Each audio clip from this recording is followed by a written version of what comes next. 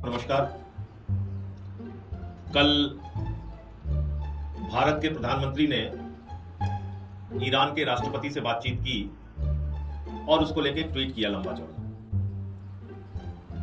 इससे स्पष्ट हो गया, जो पहले दिन से हम लोग कह रहे थे, बार बार मैं कह रहा था, हमारी पार्टी के नेता अरविंद केजरीवाल जी कह रहे थे, सारे लोग कह रहे थे कि भाई आपको ईरान से बात करना चाहिए, आपको भारत के हितों का ध्यान रखना चाहिए। ईरान आपका परंपरागत मित्र है, उसने ऊर्जा क्षेत्र में बराबर आपको सुरक्षा प्रदान की है, सस्ता तेल दिया है, रुपए में तेल दिया है, उससे बात करो। लेकिन प्रधानमंत्री अमेरिका और इजराइल की चमचागिरी में पिछलग्गू बनके इस तरह से उनके मुरीद हो गए थे कि उन्होंने 8 देशों के प्रमुखों से बातचीत की। अमेरिका और इजराइल के ईरान पर हमले के बाद और गल्फ कंट्रीज में, खाड़ी देशों में अमेरिका के एयरबेस पे हमले के बाद 8 देशों से बातचीत की, 8 देश के प्रमुखों से बातचीत की, ईरान से बात नहीं की। और इनके चेले जितने थे वो कहते थे, अरे आप लोगों को विदेश नीति क्या पता है, अरे जितना महामानव को पता है तुम लोगों को क्या पता है। हम फिर भी दोहराते रहे, भाई ऊर्जा का संकट हिंदुस्तान में आ सकता है, बातचीत करके रखो। प्रधानमंत्री ने बात नहीं की। ईरान के सुप्रीम लीडर मारे गए, खामिनेई की मौत पर, उनकी हत्या पर एक शब्द शोक का प्रधानमंत्री नहीं बोले। 160 स्कूली बच्चे मारे गए, जिसकी निंदा आलोचना अमेरिका तक में हो रही है, दुनिया के तमाम देशों में हो रही है, प्रधानमंत्री नहीं बोले। हमारे मेहमान ईरान के नौसेना के जहाज को लौटते समय अमेरिका ने मार गिराया, 100 से ज्यादा नौसैनिक मारे गए, प्रधानमंत्री नहीं बोले। और प्रधानमंत्री को यह मालूम था, इस देश की जनता को तो नहीं मालूम था, लेकिन प्रधानमंत्री को यह मालूम था कि हार्मोज के समुद्री मार्ग से भारत की जरूरतों का 60% कच्चा तेल आता है और 50% गैस आती है, और वो हार्मोज का समुद्री मार्ग ईरान के कब्जे में है। यह प्रधानमंत्री को मालूम था। तो आपने ईरान से अपने रिश्ते क्यों बिगाड़े? आप युद्ध के ठीक पहले, 2 दिन पहले इजराइल की यात्रा पर क्यों गए? और जब से गाजा और इजराइल का वॉर हुआ है, किसी भी देश का प्रमुख इजराइल जाने से बचता है, नहीं जाते लोग इजराइल।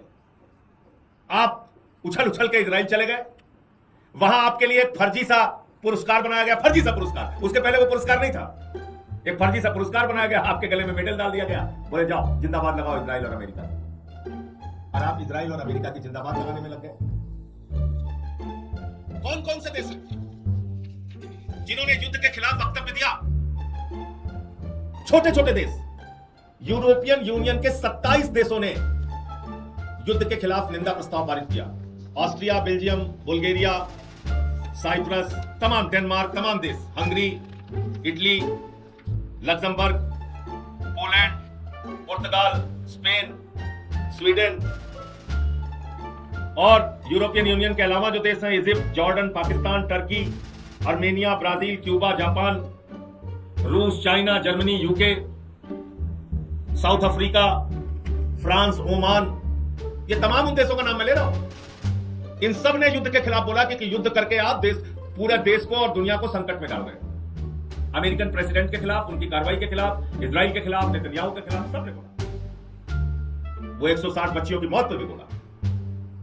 लेकिन हमारे महामानव, दुनिया के सबसे बड़े लोकतंत्र के प्रधानमंत्री नरेंद्र मोदी जी नहीं बोले। पूरा देश गैस की लाइनों में खड़ा हो गया, होटल बंद होने लगे, मोरबी में टाइल्स की फैक्ट्रियां बंद हो गई, 60 रुपए घरेलू गैस के सिलेंडर का दाम बढ़ गया, 115 रुपए कॉमर्शियल गैस के सिलेंडर का दाम बढ़ गया। उसके बाद प्रधानमंत्री 13-14 दिन के बाद गहरी नींद से जागे और कहने लगे अब हमें मुर्दे को इंजेक्शन लगाना है। जब सिलेंडर से गैस निकल गई, कहने लगे अब हम इसमें गैस भरेंगे।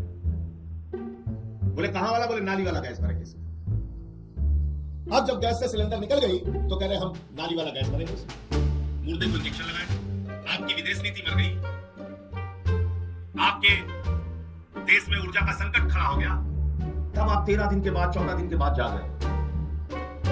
कैसे जागे आप? मैं पूछना चाहता हूं, क्या आपको ट्रंप जी ने अनुमति दिया तब आप जागे कि ठीक है बच्चे एक ट्वीट कर ले, कोई बात नहीं? क्योंकि आप जो कुछ भी अब करते हैं ट्रंप से पूछ के करते हैं। रूस से तेल खरीदना है कि नहीं खरीदना है, ट्रंप से पूछ के आप करेंगे। और यहाँ किसी सरकार के नेता से पूछो, कहते हैं भारत अपने निर्णय लेने के लिए स्वतंत्र है। भारत को जहां से सस्ता तेल मिलेगा वहां से तेल खरीदा जाएगा। कुछ मीडिया वाले भी टीवी चैनल की डिबेट में हम लोगों से कहते हैं भारत को जहां से सस्ता तेल मिलेगा संजय जी वहां से भारत तेल खरीदेगा। आप कौन होते हैं बताने वाले? मैं उन टीवी चैनलों से भी सहमत हूं और भारत सरकार के नेताओं से भी सहमत हूं और बीजेपी के प्रवक्ताओं से भी सहमत हूं। जहां से सस्ता तेल मिले वहां से खरीदो। तो मुझे बताओ, रूस करीब है कि अमेरिका करीब है? रूस करीब है कि वेनेजुला करीब है? रूस से सस्ता तेल मिलेगा कि वेनेजुला और अमेरिका से मिलेगा? तो आप रूस से तेल क्यों नहीं खरीदते? आपको ईरान सस्ता तेल दे रहा था। चलिए मैं आप लोगों के माध्यम से एक सुझाव देना चाहता हूं भारत सरकार को। ईरान आपको सस्ते में तेल दे रहा था, ईरान आपको रुपए में तेल दे रहा था और ईरान कम से कम अपने टैंकर तो नहीं उड़ाएगा। आप ईरान से सस्ता तेल खरीदो। आप ईरान से सस्ता तेल का जहाज क्यों नहीं मंगा रहे?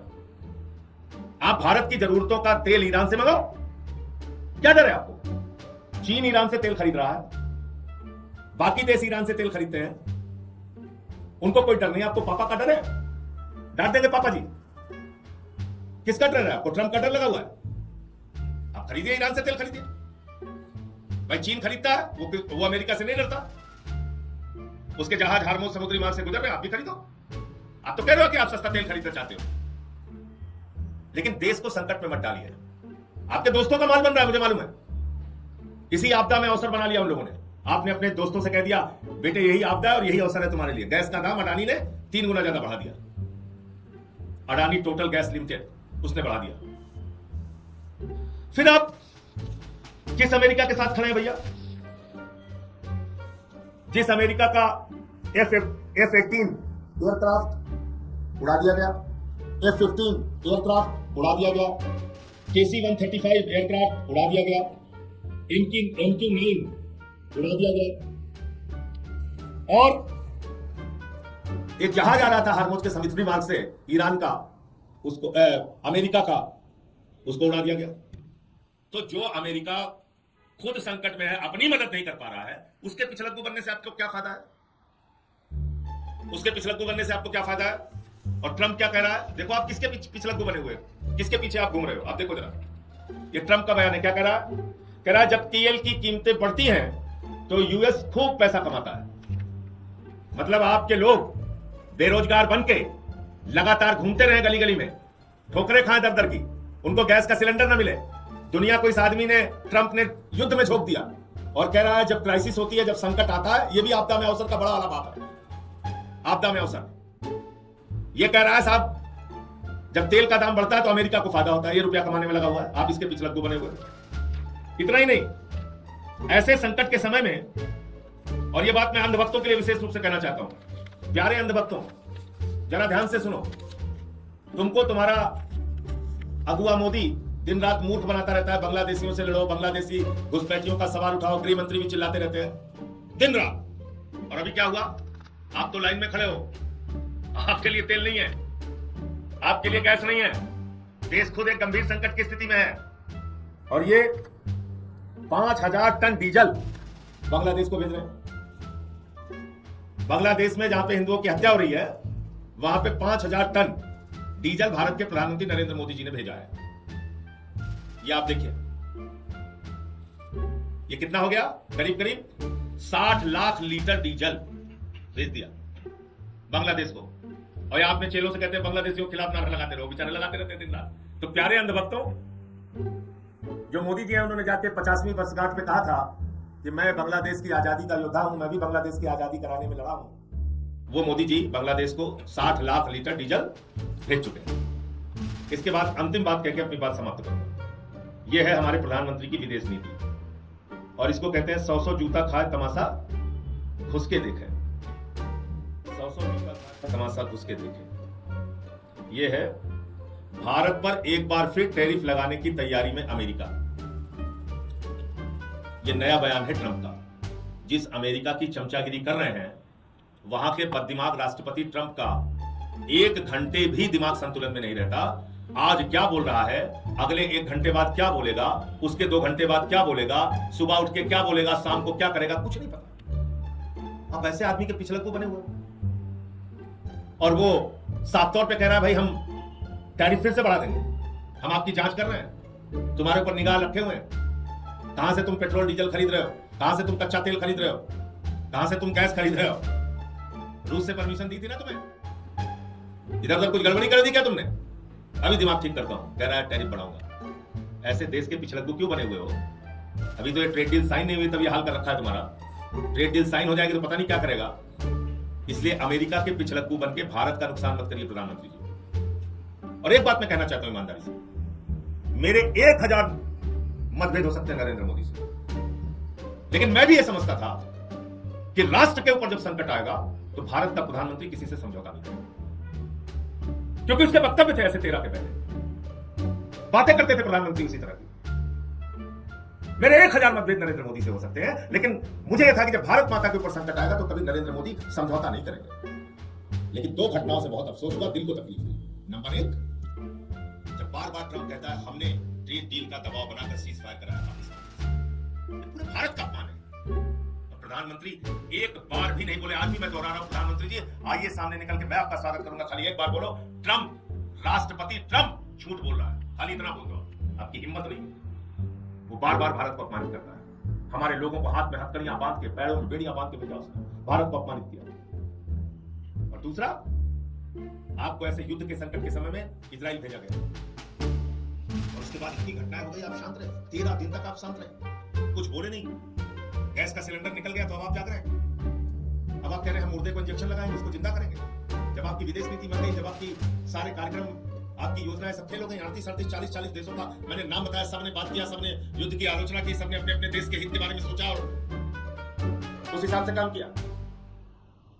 आपका आता पता नहीं। तो इसलिए हमारे नेता अरविंद केजरीवाल जी ने भी इस बात को पूछा है। मैं प्रधानमंत्री जी से चाहता हूं कि वो स्पष्ट करें, कल जो ईरान के राष्ट्रपति से उनकी बातचीत हुई उसमें भारत की समस्याओं का क्या समाधान निकला? क्या वास्तव में हार्मोज के समुद्री मार्ग से भारत के जहाज को जाने के संबंध में उनकी कोई बातचीत हुई?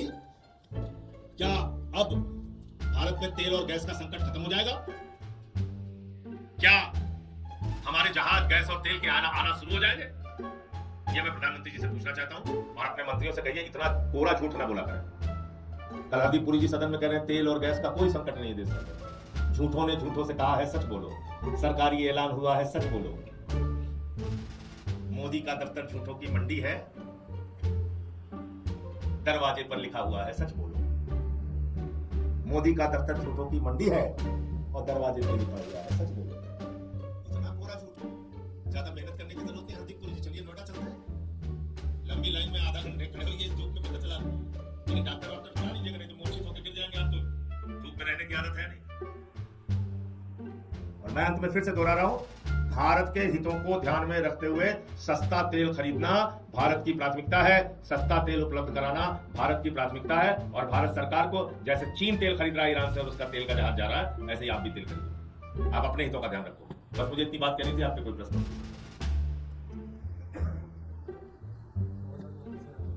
कोई सवाल?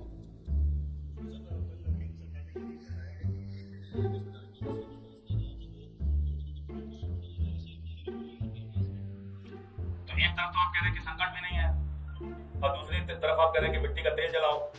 लोग लकड़ी में खाना बनाना शुरू कर दिए।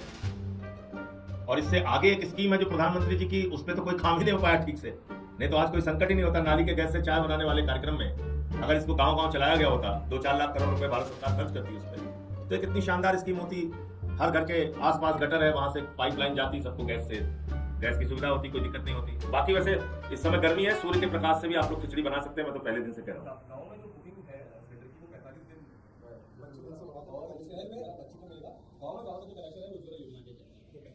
देखिए, उज्ज्वला योजना को तो जितना ये लोग मारने की कोशिश कर रहे हैं, उसकी हकीकत आप लोगों को अपना कैमरा लेके गांव जाना चाहिए और देखना चाहिए। क्या वास्तव में सस्ता सिलेंडर सबको उपलब्ध हो रहा है उज्ज्वला स्कीम में या नहीं हो रहा है? दूसरी बात यह है कि 45 दिन 4-5 लोगों के परिवार में सिलेंडर चलता नहीं। अगर आप 45 दिन की बुकिंग दे रहे हैं तो इसका मतलब उस परिवार को तो वास्तव में गैस का सिलेंडर टाइम पे नहीं मिलेगा। ये खुद ही आप मान रहे हैं। नंबर 1, 3-3, 4-4 हजार रुपए में गैस मिल रही है। अभी पटना में मैं स्टूडेंट्स के वीडियो देख रहा था, वो कह रहा था 300 रुपए किलो गैस मिल रही है यहाँ पे। तो ब्लैक मार्केटिंग भी खुलेआम हो रही है और लंबी डेट भी मिल रही है। तो दोनों तरह की समस्या लोगों को उठानी पड़ रही है इससे। और सबसे ज्यादा होटल इंडस्ट्री बर्बाद हुई है। शादी ब्याह का सीजन है, लोगों को नहीं मिल रहा है सिलेंडर, तो दिक्कत है बहुत ज्यादा। Thank you.